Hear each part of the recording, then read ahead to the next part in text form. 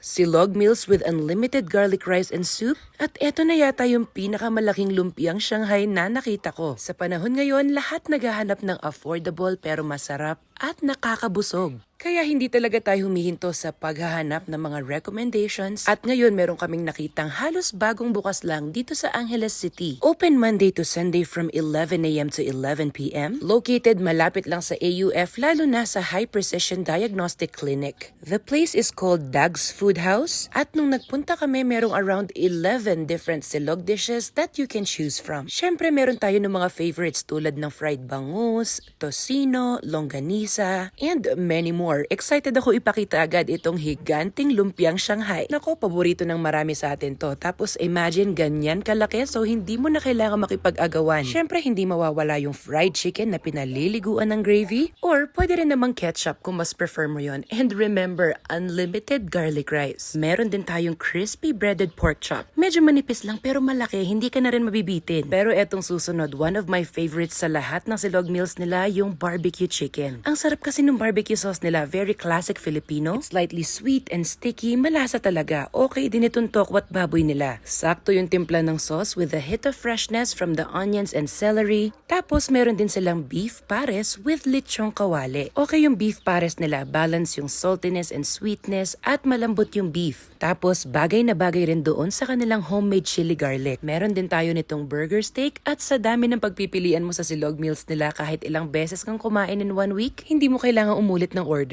Their sisig is also really good. Crispy sisig yung style nito. Saktong timpla lang ng kalamansi and sili, solve na solve ka na. Meron din tayong beef tapa. Okay din to. Very tasty. Tapos maraming garlic bits on top. Ang sarap paliguan ng suka, and yung very runny na egg yolk. Nako, perfect match. And last but not least, meron tayo nitong grilled liempo. Same naman yung barbecue sauce na ginamit doon sa chicken. Pareho silang very tasty. Ikaw na lang ang pipili kung anong klase ng protein ang gusto mo. They also have lechong kawali with rice. Pero if you ask me, my top picks are the chicken barbecue, tokwat baboy, lumpiang Shanghai, at yung sisig.